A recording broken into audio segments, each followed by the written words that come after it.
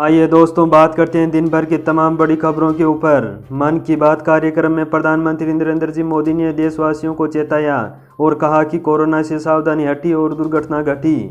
हाँ दोस्तों, आज हमारे देश के प्रधानमंत्री नरेंद्र जी मोदी ने मन की बात कार्यक्रम के जरिए देश को एक बार फिर से संबोधित किया और कोरोना को लेकर अति आत्मविश्वास से बचने को कहा। रेडियो कार्यक्रम के तहत मोदी जी ने कहा कि भारत में कोरोना वायरस के खिलाफ की लड़ाई देश की जनता की लड़ाई है। उन्होंने कहा कि भले ही कारोबार हो, कार्यालय की संस्कृति हो, शिक्षा हो या चिकित्सा का क्षेत्र हो, हर कोई कोरोना वायरस महामारी के बाद की दुनिया के बदलाव में के अनुरूप ढल रहा है। साथ ही उन्होंने कहा कि पूरी दुनिया का अनुभव हमें बहुत कुछ सिखा भी रहा है। उन्होंने कहा कि हमें अति आत्मविश्वास नहीं पालना है, क्योंकि कोरोना से सावधानी हटी और दुर्घटना घटी। तो मन की बात का यह 64वां संस्करण है। इसके अलावा उन्होंने मास्क लगाने की भी बात कही। मोदी जी ने कहा कि गमछे से मुंह ढकना बेहतर होगा। अगर आपके पास मास्क नहीं है तो रुमाल या गमछे से मुंह ढकना बेहतर होगा जब भी आप घर से बाहर जाइए तो। इसके अलावा पीएम नरेंद्र मोदी जी ने कहा कि हमने पूरे विश्व को दवा देकर मदद की है। ज़रूरतमंद देशों तक दवाइयाँ पहुँचाने का बीड़ा हमने उठाकर मानवता धर्म निभाया है। उन्होंने कहा कि आज जब भी मेरी अनेक देशों के राष्ट्रीय अध्यक्षों से बात होती है तो वो हमारी भारतीय जनता का आभार व्यक्त करते हैं। जब वो लोग कहते हैं thank you India, thank you people of India, तो देश के लिए गर्व और ज़्यादा बढ़ जाता है।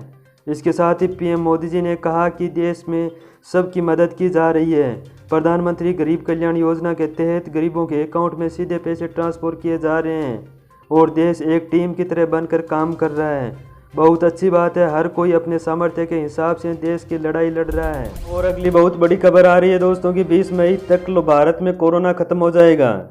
जी हाँ, कुछ विशेषज्ञों के अनुसार अगर लॉकडाउन की पूरी ईमानदारी से पालना की गई तो हिंदुस्तान में 20 मई तक कोरोना का प्रकोप खत्म हो जाएगा।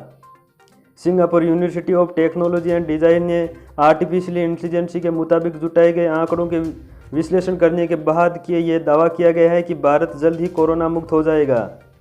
दोस्तों, एसयूटीडी ने यह भी कहा है कि भारत के साथ और भी कई देश जल्द ही कोरोना मुक्त हो जाएंगे।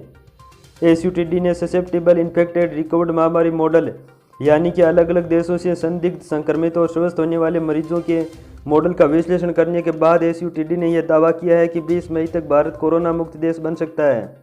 ये बड़ी खबर आ रही है रेलवे की तरफ से। रेलवे ने फैसला लिया है कि ट्रेन तो चलाई जाएगी लेकिन ज़्यादा किराए के साथ स्लीपर पर ज़्यादा जोर दिया जाएगा। जी हाँ दोस्तों, आप बिल्कुल सही सुन रहे हैं कि कोरोना वायरस ने भारत समेत पूरी दुनिया में तबाही मचा रखी है, जिसे कंट्रोल करने के लिए देशव्यापी लॉकडाउन रखा गया है, जिसके चलते ट्रेन, मेट्रो, फ्लाइट, सार्वजनिक परिवहन पूरी तरह से बंद रखे हैं। लॉकडाउन खत्म होने के बाद रेलवे में ट्रेन चलाने के प्लान पर कुछ विचार कर रही है। जी हाँ दोस्तों, कुछ सूत्रों के मुताबिक लॉकडाउन खत्म होने के बाद शुरुआत में कुछ स्पेशल ट्रेनों को चलाया जाएगा। जी हाँ दोस्तों, सही सुन रहे हैं कि पैसेंजर ट्रेन भी चलाई जाएगी, लेकिन ये ट्रेनें केवल ग्रीन जोन में ही चलाई जाएगी और सिर्फ इमरजेंसी में ही लोगों को यात्रा करने की अनुमति होगी। इस दौरान रेलवे ने किराया भी बढ़ा दिया है। साथ ही सीनियर सिटीजन, छात्रों और दिव्यांगों समेत किराए में मिलने वाली छूट को भी बंद कर दिया है। और अगली बड़ी खबर, झारखंड के मुख्यमंत्री ने झारखंड के निवासी जो अपने राज्य से बाहर फंसे हुए हैं उनके खातों में ट्रांसफ़र किया 1,000 रुपये। जी हाँ दोस्तों, लॉकडाउन में राज्य के बाहर फंसे हुए जितने भी प्रवासी हैं उनके खातों में मुख्यमंत्री हेमंत ने शुक्रवार को एक ऐप के जरिए 1,000 रुपये ट्रांसफ़र किए हैं। एक साथ 1,11,568 प्रवासियों के खातों में ये राशि जमा की गई है। इस अवसर पर मुख्यमंत्री ने कहा कि 29 अप्रैल तक ऐप के माध्यम से सहायता के लिए आवेदन करने की तिथि बढ़ा दी गई है। ज़रूरतमंद इस अवधि तक अपना आवेदन कर सकता है। अभी तक इस ऐप के माध्यम से 2.48 लाख लोगों ने आवेदन किया है। जी हाँ दोस्तों, अगर आप झारखंड के निवासी हैं, झारखंड रहने वाले हैं, तो आप किसी दूसरे राज्य में फंसे हुए हैं तो आप इस एप्लीकेशन को डाउनलोड करिए और इसमें कुछ फीलिंग्स को भरिए ताकि आपके खाते में आपको 1,000 रुपये की सहायता राशि मिल सके। एक बड़ी खबर आ रही है दोस्तों, लॉकडाउन के दौरान भारत सरकार ने आम लोगों के लिए एक बड़ी राहत की घोषणा की है। शनिवार से देश भर में कुछ शर्तों के साथ दुकानें खोलने की इजाज़त मिल गई। गृह मंत्रालय ने एक शुक्रवार को देर रात को लाखों लोग दुकानदारों को ये खुशखबरी सुनाई। मंत्रालय ने एक आदेश जारी कर शनिवार सुबह से सभी राज्यों और केंद्र शासित प्रदेशों में रजिस्टर्ड दुकानों को कुछ शर्तों के साथ खोलने की अनुमति दी है। हालांकि शॉपिंग मॉल और शॉपिंग कॉम्प्लेक्स अभी नहीं खुलेंगे। ये छूट केवल उन्हीं दुकानों को है जो नगर निगम और नगर पालिका के क्षेत्राधिकार में नहीं आती है। बताया जा रहा है कि गृह मंत्रालय का यह आदेश रमज़ान का महीना शुरू होने के मद्देनजर रखते हुए जारी किया गया है। सरकार ने अपने आदेश में कुछ शर्तें भी लागू की है, जिनके मुताबिक सभी दुकानें संबंधित राज्य और केंद्र शासित प्रदेशों की स्थापना अधिनियम के तहत रजिस्टर्ड होनी चाहिए। इन दुकानों में अधिकतम 50% स्टाफ ही काम करेगा। साथ ही सोशल डिस्टेंसिंग की पालना करनी होगी और सभी को मास्क भी लगाना होगा। अगली बड़ी खबर आ रही है, वैश्विक महामारी कोरोना वायरस की फिलहाल कोई दवा नहीं बन पाई है। दुनिया भर के देश इसे लेकर दिन रात प्रयास कर रहे हैं। इस बीच एक ऐसा शोध सामने आया है जो राहत की बात है। इस शोध में सामने आया है कि कोरोना वायरस सूरज की किरणों से मर सकता है। अमेरिकी वैज्ञानिकों ने ऐसा दावा किया है। उनका कहना है कि सूरज की किरणों के संपर्क में आने से कोरोना वायरस खत्म हो सकता है। जी हाँ, वैज्ञानिकों का दावा है कि यह वायरस सूरज की किरणों के संपर्क में आते ही कमज़ोर होगा। ओवैसी ने मुसलमानों से घर पर ही नमाज पढ़ने की अपील। साथ ही कोरोना संक्रमित लोगों को ब्लड प्लाज्मा डोनेट करने का भी किया आग्रह। सीएम अरविंद केजरीवाल ने कहा कि प्लाज्मा थेरेपी का 4 मरीजों पर हुआ पॉजिटिव इफेक्ट, डॉक्टरों को भी बेहतर नतीजों की उम्मीद। दिल्ली में रमज़ान का महीना शुरू होते ही खरीदारी के नाम पर तोड़ा सैकड़ों लोगों ने लॉकडाउन। गुजरात में लगातार बढ़ रही है कोरोना का संक्रमण। 2600 से ज़्यादा संक्रमित, अब तक 112 लोगों की जा चुकी है जान। अहमदाबाद में 1600 से ज़्यादा हुआ मरीजों की संख्या। अहमदाबाद के एक कमिश्नर ने बताया डरावने वाला सच, कहा कि यही रफ्तार रही तो 31 मई तक अहमदाबाद में हो जाएंगे 8 लाख कोरोना पीड़ितों की संख्या। इनके मुताबिक हर 4 दिनों में दोगुने हो रहे हैं मामले। कैसे भी 8 दिनों के अंतर तक लाना होगा इन्हें। कोरोना हॉटस्पॉट पर नज़र रखने के लिए 5 नए केंद्रीय टीमों का किया गठन। सूरत, अहमदाबाद, ठाणे, चेन्नई, हैदराबाद जाएगा ये नया दल। स्वास्थ्य मंत्री डॉक्टर हर्षवर्धन ने लोगों से की लॉकडाउन की सख्ती से पालना करने की अपील। बोले इसी की वजह है अब तक स्टेज 3 में जाने से बचा हुआ है भारत। वैज्ञानिकों ने जताई आशंका, मानसून के दौरान कोरोना संक्रमण का शुरू हो सकता है दूसरा दौर। अगली बड़ी खबर आ रही है, सीएम योगी ने कहा कि हम अपने प्रदेश में लॉकडाउन में छूट नहीं देंगे। कोरोना वायरस के प्रकोप को देखते हुए प्रदेश में लॉकडाउन यथावत लागू रहेगा, इसमें कोई बदलाव नहीं किया जाएगा। केंद्रीय गृह मंत्रालय ने लॉकडाउन में छूट देकर कुछ शर्तों के साथ दुकानें खोलने का आदेश दिया है, लेकिन केंद्रीय गृह मंत्रालय के आदेश पर फिलहाल प्रदेश सरकार ने कोई फैसला नहीं किया। और अगली बड़ी खबर आ रही है बिहार से। बिहार में लॉकडाउन को छूट देने का नीतीश कुमार का फिलहाल कोई इरादा नहीं है। बिहार में लॉकडाउन खत्म होने के बाद भी सभी सेवाएं एक साथ शुरू न करके एक चरणबद्ध तरीके से सेवाएं शुरू की जाएगी। राज्य सरकार इस पर मंथन कर रही है कि सभी सेवाएं अचानक चालू न करके एक चरणबद्ध तरीके से की जाए।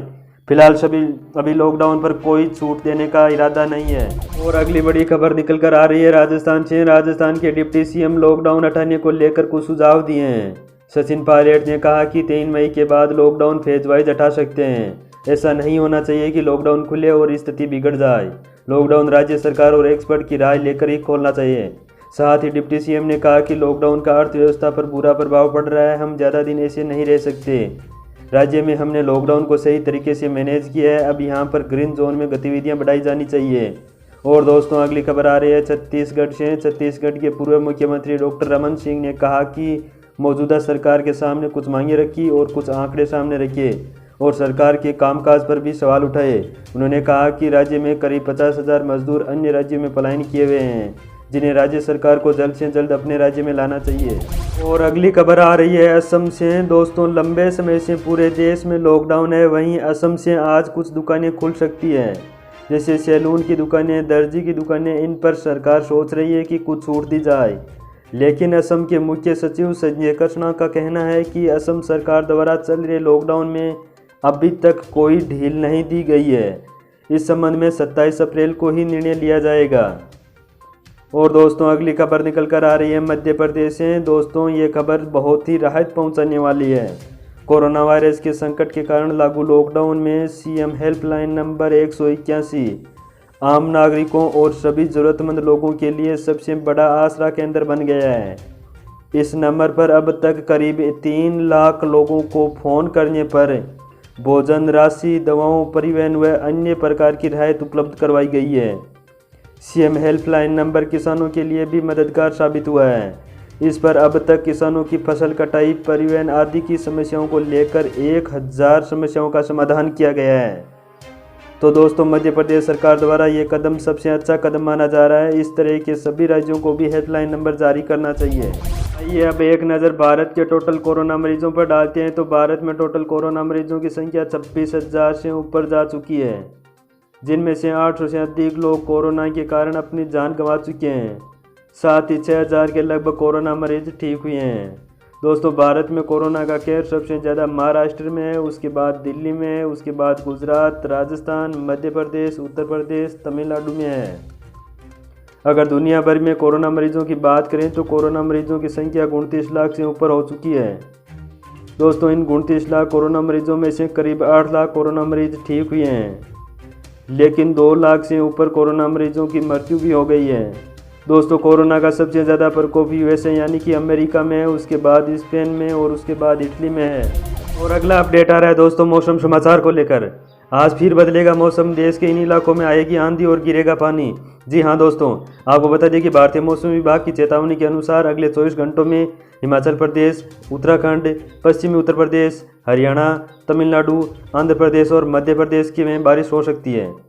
साथ ही दोस्तों 24 घंटों के दौरान उत्तरी और पश्चिमी राजस्थान के कुछ हिस्सों में धूल भरी आंधी के साथ हल्की बारिश हो सकती है।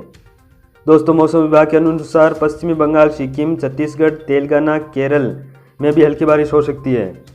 वहीं अगले 24 घंटों में उड़ीसा, मणिपुर, मिजोरम, त्रिपुरा के कुछ हिस्सों में भी बारिश हो सकती है। इस प्रकार की तमाम छोटी बड़ी खबरों को सबसे पहले जानने के लिए न्यूज़ 2020 चैनल को सब्सक्राइब जरूर करें। साथ ही बेल बटन दबाना ना भूलें। Thanks for watching.